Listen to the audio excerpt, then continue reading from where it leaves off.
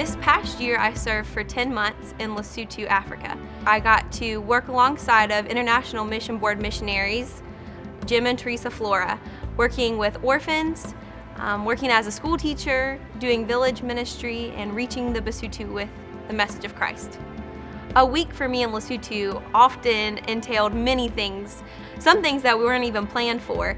I was working at a local school, helping assist the teachers with English and tutoring outside of the classroom, doing something we called Reading Buddies, which we got to take students out of the classroom and work with them one-on-one with their English. I also got a chance to do some village ministry, which basically we would pull up in our truck, people we could see walking from all over, coming down the mountains to sit and have their own little church service. We had many people who would come bring their Bibles with lots of questions. They would hear a story from God's Word and often respond to the gospel. In Lesotho, we faced spiritual warfare and difficulties every day. It was a part of life there.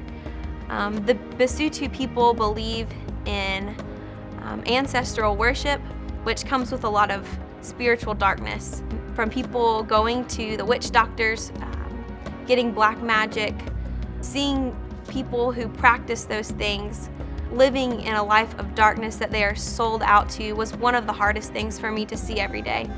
Coming back to America, we don't see the same kind of darkness here, but I'm constantly reminded of faces of those people that I invested in who struggle with that daily, who are living in a culture where that's second nature, where they grew up believing those things. And so I have to continue to pray for those people that they will turn from darkness into light.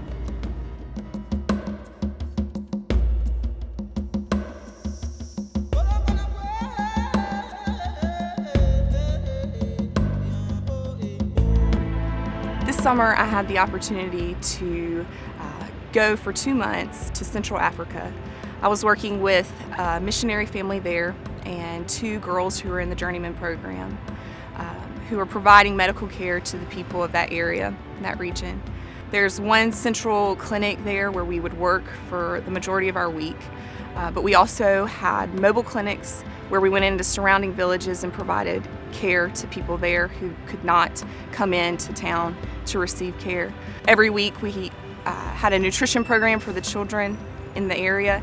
Every other week we would go to the local prison and provide care to inmates there. And the weeks that we didn't do that, we went to a leper village and provided care for patients who cannot receive care for their leprosy. Communication there was very, very difficult. No internet. Phone calls were very hard to even get to connect. And so not being able to talk to friends and family and people that meant the most to me, felt like I was stripped away of all of my security. But it was so cool to experience God in a different way and to depend on Him for all those things and to realize that my identity is not in all those other people or in all those other relationships, but it's found solely in Him, and He's the only one who will never leave and will never change, and He's the only one who remains constant. I was faced with a question this summer that I never thought I would be faced with. Especially the first few weeks I was there, seeing so much need, so much physical and spiritual need on a totally different scale. I realized that I was subconsciously, asking myself or asking the Lord, are you really powerful enough? Are you truly capable enough to overcome this darkness? And it's cool how patient the Lord is with us and how kind He is to slowly bring us back to Himself. And time again, He so graciously showed me that not only is He powerful enough, but if He is not the answer to the human condition that we are in, then there truly is no other answer, because He is the only way.